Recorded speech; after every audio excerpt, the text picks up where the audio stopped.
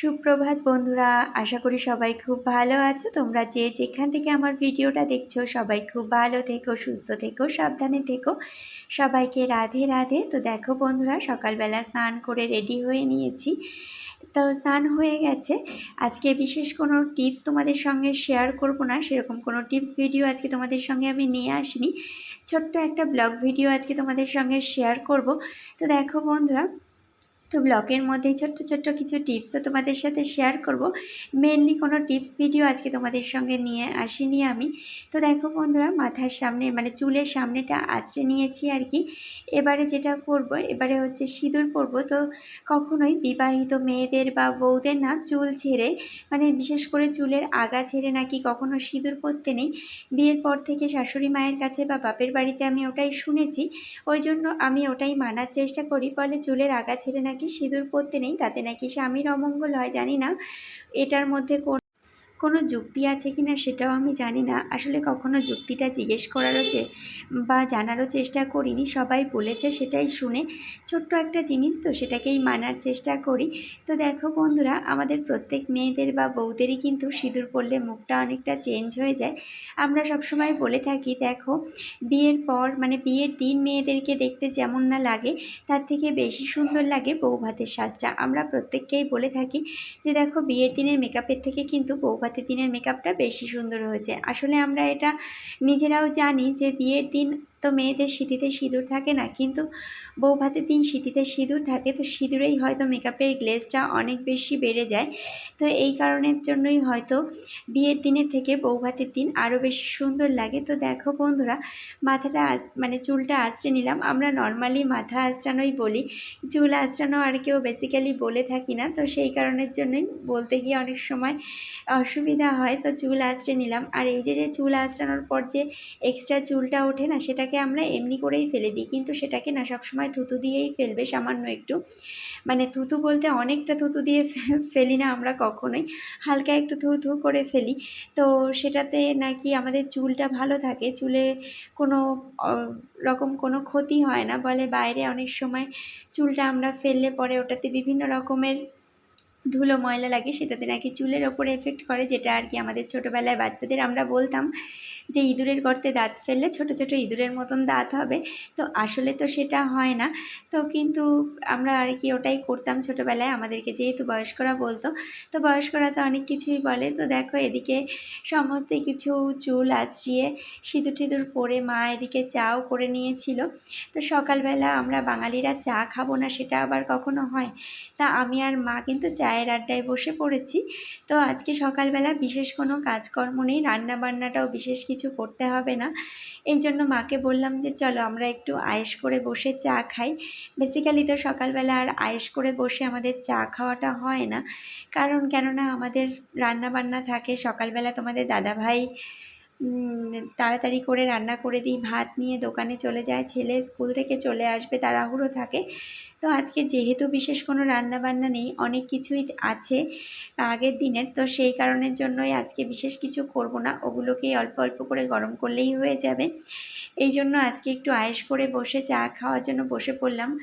আর গরমের মধ্যে একটু পাখার নিচে বসে স্নান করে এসে পাখার নিচে বসলে বেশ আরামই লাগে, আর বেশ ঘুম ঘুম পেয়ে যায়, সেই ব্যাপারটাও আছে। তো আমি আর মা বেশ আজকে অনেকটা সময় ধরেই চা খেলাম, এক প্রকার বলতে পারো। চা খাচ্ছিলাম, গল্প করছিলাম দুজন মিলে বসে বসে। তো এরকমভাবে আয়েশ করে বসে তোমরা কে কে চা খেতে ভালোবাসো অবশ্যই আমাকে কমেন্ট করে জানিও।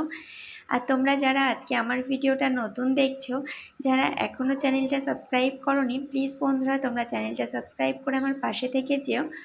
অবশ্যই পাশে থাকা বেল আইকনটি ক্লিক করে রেখো, নেক্সট ভিডিও নোটিফিকেশানগুলো কিন্তু সবার আগে পৌঁছে যাবে তোমাদের কাছে। আর আমার এই ব্লগটা তোমাদের কাছে কেমন লাগলো অবশ্যই আমাকে তোমরা জানিও। তো দেখো চা খাচ্ছি আর দুজন মিলে শাশুড়ি বৌমা বেশ জমিয়ে বসে গল্প করছি। গল্প করতে করতে অনেকটা সময় কেটে গেছে। তো অনেকটা সময় ধরেই আমরা চা খাচ্ছিলাম আর দুজন মিলে বসে বসে গল্প করছিলাম। আসলে প্রত্যেক দিন সকালবেলা এমনটা হয় না, ওই যে বললাম প্রত্যেক দিন সকালবেলা অনেক বেশি কাজের তাড়া থাকে, অনেক মানে অনেকটা সময় কেটে যায়। তো মা গল্প করছিল যে সকালবেলা মর্নিং ওয়াক করতে গিয়ে মা কী দেখেছে, বা সকালবেলা আমাদের এদিকে না ফুল তোলার অনেকটা হিড়িক পড়ে যায় বলতে পারো। তো সবাই যেন ফুল তোলার জন্য ভীষণভাবে ব্যতিব্যস্ত হয়ে ওঠে। ভোর 3:30 পৌনে 4টের থেকে আমাদের এখানে লোকেরা ফুল নিতে আসে, সেই সবই মা গল্প করছিল। আমি আর মা সেই সব গল্প করছিলাম। আমি যেহেতু 3টের সময় তো বেসিক্যালি মানুষ ওই সময় ওঠে না, কিন্তু নর্মালি আমাদের এখানে লোকেরা ফুল নিতে অত সকালেই আসে, সেই সবই মা বলছিল আর কি। তাই আমি আর মা বলে হাসাহাসি করছিলাম যে কী অবস্থা। তো সেই সবই দুজন মিলে গল্প করতে করতে সত্যি অনেকটা সময় পার হয়ে গেছে। এরপরে রান্নাঘরে গিয়ে আর কোনো দিশাই পাবো না। সেই সবও মাকে বলছিলাম যে দেখো এখন তো আয়েশ করে বেশ আরাম করে বসে চা খাচ্ছি, এরপরে বুঝতে পারবো যে কতটা লেট হয়ে গেল, কাজের কতটা দেরি হয়ে গেল, সেটাই আর কি গল্প করছিলাম। তো প্লিজ বন্ধুরা, তোমরা যারা আজকে ভিডিওটা প্রথমবার দেখছো, যারা এখনও চ্যানেলটা সাবস্ক্রাইব করোনি, তারা প্লিজ বন্ধুরা চ্যানেলটা সাবস্ক্রাইব করে আমার পাশে থেকে যেও। তো আমাদের এই শাশুড়ি বৌমার গল্প, শাশুড়ি বৌমার এই চায়ের আড্ডাটা তোমাদের কেমন লাগলো অবশ্যই আমাকে কমেন্ট করে জানিও। আর তোমরা যে যেখান থেকে ভিডিওটা দেখছো অবশ্যই তোমরা সবাই খুব ভালো থেকো, সুস্থ থেকো, সাবধানে থেকো। অনেকেই বলে শাশুড়ি বৌমার বন্ডিংটা নাকি ভালো হয় না, শাশুড়ি নাকি কখনো মা হতে পারে না, আর বৌমা নাকি কখনো মেয়ে হতে পারে না। কিন্তু কথাই আছে যে কাকের বাসায় কোকিল এসে ডিম পেড়ে যায় ঠিকই, কিন্তু সেই কোকিলের বাচ্চাটা বড় হলে কিন্তু সেই কোকিলের কাছেই চলে যায়, কাকের কাছে থাকে না। কিন্তু হ্যাঁ, এটাও যেমন সত্যি, কিন্তু এটাও ঠিক যুগ যুগ ধরে শাশুড়ি বৌমার যেমন মিল হয় না, কিন্তু তেমনি কিন্তু অনেক শাশুড়ি বৌমারাই আছে বেশ ভালো জমিয়ে সংসার করে। ছোট্ট ছোট্ট খুঁটিনাটি ব্যাপারগুলো তো আমাদের প্রত্যেকের সংসারেই থাকে, সেগুলোকে একটু মানিয়ে গুছিয়ে নিয়ে দুজন মিলে মিলেমিশে থাকলে কিন্তু সংসারটা বেশ সুন্দর মধুময় হয়ে ওঠে। তা চা তো খাওয়া হয়ে গেল, এবারে চায়ের বাসনগুলোও মেজে ফেলছি। তার কারণ হচ্ছে বেশ ওই যে বললাম রান্না বান্নার আজকে বেশি তাড়া নেই। দেখবে যেদিন বেশি কাজের চাপ না থাকে, বেশি তাড়াহুড়ো না থাকে, সেদিন যেন ভীষণ আলসেমিতে পায়, মানে কাজ করারও ইচ্ছেটা যেন অনেকটা কমে যায়। আর কাজটা অনেকটা বেশি থাকলে দেখবে সেদিন কাজের তাড়াটা অনেকটা বেশি থাকে, আর কাজটাও কিন্তু বেশ তাড়াহুড়ো করতে করতেই তাড়াতাড়ি করে গুছিয়েও নেওয়া হয়ে যায়। কিন্তু যেদিন কাজ থাকে না সেদিন ভীষণ আলসেমিতে পেয়ে যায়।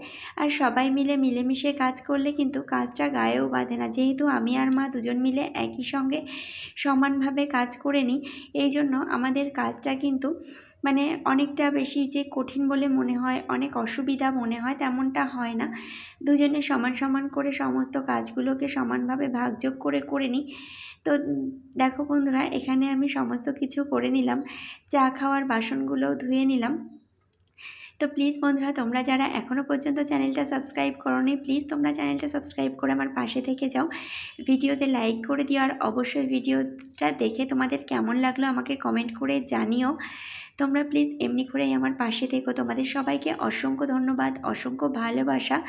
তোমাদের কাছ থেকে এ পর্যন্ত আমি অনেক ভালোবাসা পেয়েছি। তোমরা অনেক ভালো কমেন্ট করে আমাকে প্রত্যেকটা ভিডিওতে আমাকে অনেক ভালো কমেন্ট করো। তোমাদের কমেন্টগুলো পড়ে আমার ভীষণ ভালো লাগে। আমি নিজেকে আবার ভীষণভাবে মানে এনকারেজ জিং করতে পারি যে না বন্ধুরা আমার ভিডিওগুলো দেখে ভালো বলছে, ভালো আমাকে আরও বেশি ভালো করতে হবে, এমনটা ভেবেই না ভীষণ ভালো লাগে যে আমার ভিডিওগুলো তোমাদের ভালো লাগে। তো পরবর্তী সময় আমাকে আরও ভালো ভিডিও তোমাদের জন্য তৈরি করতে হবে। ওই যে বললাম আগের দিনের অনেক খাবার দাবার ছিল, তো দেখো সেই সমস্ত খাবারগুলোই দেখো আমি ফ্রিজের মধ্যে রেখে দিয়েছিলাম, সেগুলোকেই বের করছি। তো সেগুলোই আমি তোমাদের সঙ্গে শেয়ার করছি। এবেলাটা এই দিয়েই হয়ে যাবে অল্প অল্প করে, ওবেলা গিয়ে আবার গরম করে রান্না করব, এই জন্য এবেলাটা একটু ঢিলামি করেই কাটিয়ে দিচ্ছি আর কি। অনেক কিছুই রয়ে গেছে। দেখো এর মধ্যে রয়েছে তেল পাতুরি। তোমরা তেল পাতুরি খাও কিনা আমি জানি না, মাছের তেলের পাতুরিটা অসাধারণ সুন্দর লাগে। এটা হচ্ছে সব কিছু মিলিয়ে মিশিয়ে একটা মানে মাছের কাঁটা দিয়ে রান্না করা একটা ছ্যাঁচড়ার মতন আর কি।